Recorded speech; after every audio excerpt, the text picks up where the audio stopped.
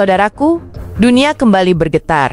Bukan karena gempa, tapi karena suara hati nurani yang bangkit dari jalanan Barcelona. Hari itu, langit biru Spanyol menjadi saksi ketika ratusan ribu orang bersatu, menuntut kebebasan untuk Palestina dan keadilan bagi para relawan flotila Sumut yang ditahan secara semena-mena. Mereka datang bukan dengan amarah, tapi dengan tekad bahwa kemanusiaan tidak boleh tenggelam. Namun sebelum kita melangkah lebih dalam kisah ini, izinkan kami mengajakmu untuk like, komen, share, dan subscribe agar kisah ini tak berhenti di sini. Suaramu, sekecil apapun, bisa menjadi bagian dari perubahan besar yang sedang terjadi di dunia Islam dan hati umat manusia. Karena hari ini, Barcelona bukan sekadar kota Eropa yang indah, ia menjadi simbol bahwa kebangkitan moral masih hidup, bahwa nurani manusia belum mati di hadapan tirani dan kekuasaan. Dan di setiap langkah yang bergema di jalanan itu, ada doa, air mata, dan semangat yang membawa pesan, Palestina akan merdeka dengan izin Allah. Pada bulan Oktober tahun 2025, Playa de la Carbonera berubah menjadi lautan manusia. Puluhan ribu massa memadati kawasan dekat ronda litoral, mengibarkan bendera Palestina, mengenakan kufiah, dan meneriakkan kalimat takbir. Mereka datang dari berbagai penjuru Spanyol, dari Girona, Valencia, hingga Madrid, tak peduli panas. Mereka terus berbaris dengan satu semangat, solidaritas. Spanduk besar bertuliskan Free Palestine. Gemuruh suara massa terdengar seperti gelombang yang tak pernah surut. Anak-anak muda duduk di bahu jalan, menyanyikan lagu-lagu perjuangan, sementara para ibu membawa air dan makanan untuk para peserta. Di antara kerumunan, tampak para relawan kemanusiaan yang sebelumnya ikut misi flotila Sumut, kini hadir memberi kesaksian langsung tentang penderitaan yang mereka alami. Mereka menceritakan bagaimana kapal-kapal bantuan itu dihalangi di laut oleh militer Israel, tanpa alasan kemanusiaan sedikit pun.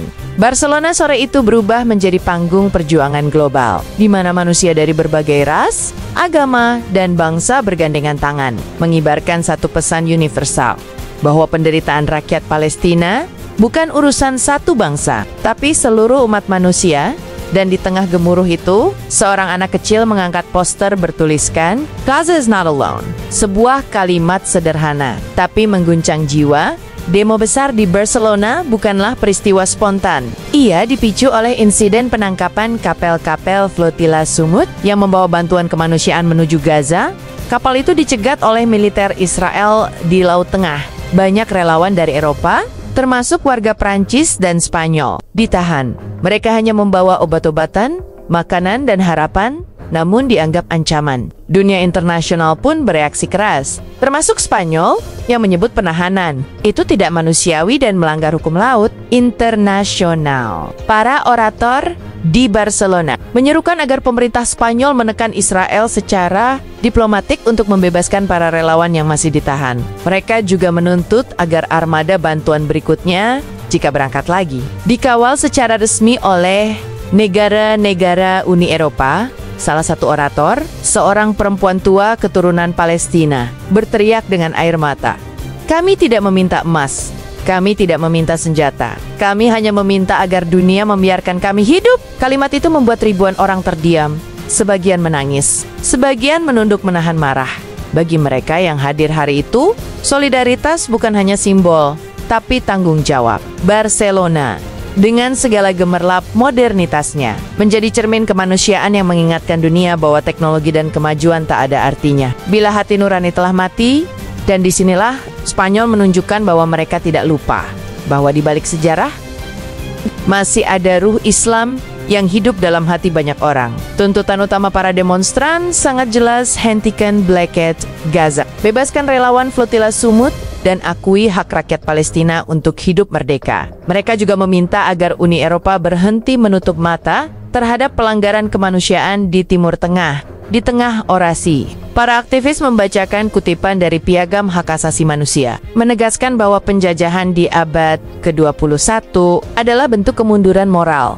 Beberapa kelompok mahasiswa dari Universitas Barcelona membawa bendera besar bertuliskan Justice for Gaza, Justice for Humanity. Mereka menolak narasi media barat yang sering menyudutkan perjuangan rakyat Palestina sebagai terorisme.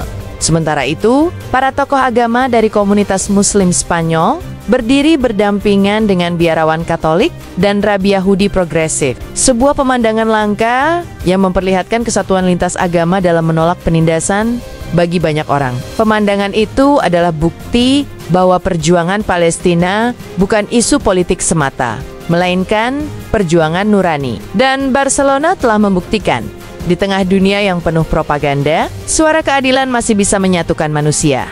Seorang imam yang ikut berorasi berkata, "Barang siapa dia melihat kezaliman, maka ia telah mendukungnya."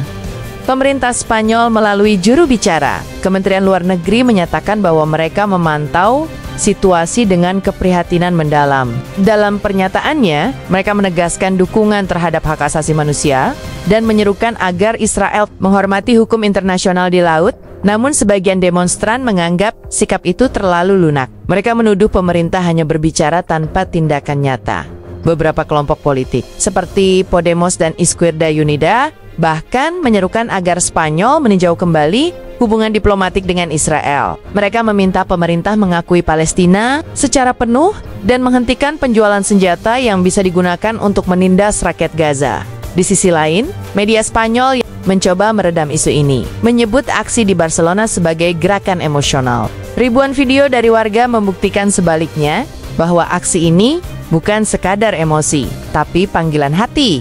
Bagi rakyat Spanyol yang turun ke jalan, mereka tidak sedang mencari popularitas atau panggung politik. Mereka hanya ingin menyampaikan bahwa diam di hadapan kezaliman adalah bentuk kejahatan itu sendiri. Dan dengan setiap langkah di aspal Barcelona, mereka menulis bab baru dalam sejarah solidaritas kemanusiaan dunia.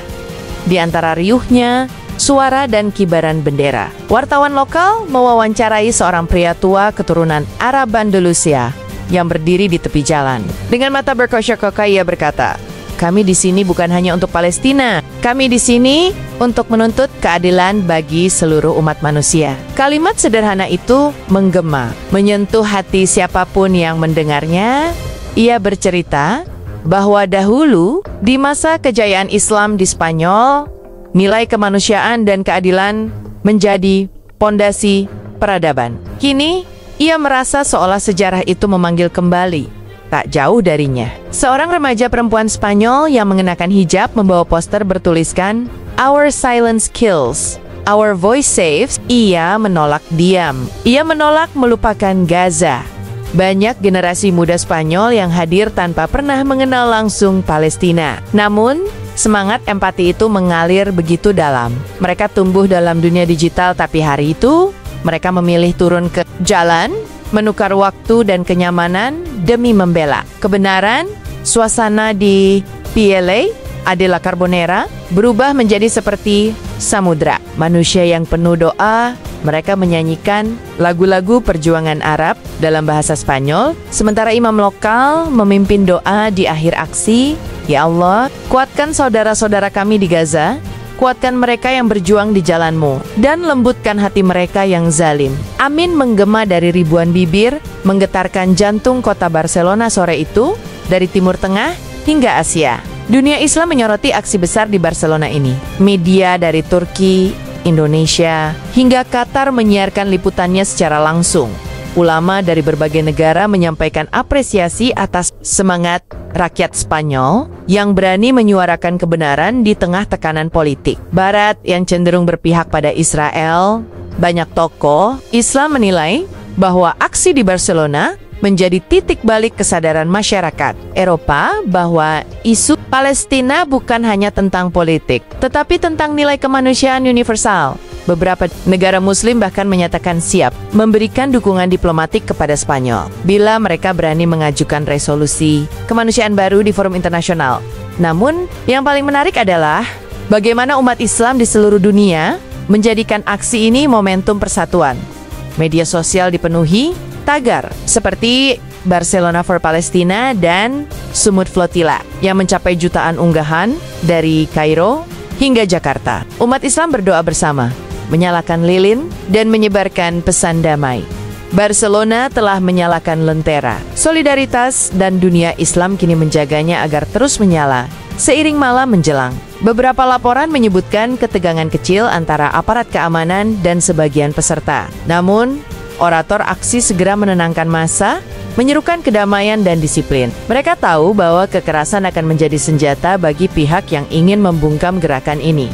Polisi setempat bahkan mengakui bahwa aksi itu berjalan lebih tertib dari yang mereka bayangkan. Tidak ada perusakan, tidak ada bentrokan besar, hanya suara lantang rakyat yang menuntut keadilan. Namun, setelah aksi berakhir, muncul desakan dari sebagian kalangan pro-Israel di Spanyol yang meminta agar aksi semacam ini dilarang. Mereka menuduhnya sebagai bentuk radikalisasi. Pemerintah Spanyol tidak langsung menanggapi, tapi para aktivis menilai langkah itu sebagai upaya membungkam kebebasan berekspresi. Meski begitu, publik menolak untuk takut. Dalam beberapa hari, foto-foto aksi tersebut viral di seluruh dunia, memperlihatkan betapa damainya perlawanan itu. Dari sinilah muncul kesadaran baru, bahwa kebenaran tidak butuh senjata, cukup dengan suara yang tak bisa dipadamkan. Dan justru disitulah kekuatan umat. Islam terlihat bukan dalam kekerasan, tapi dalam keteguhan hati.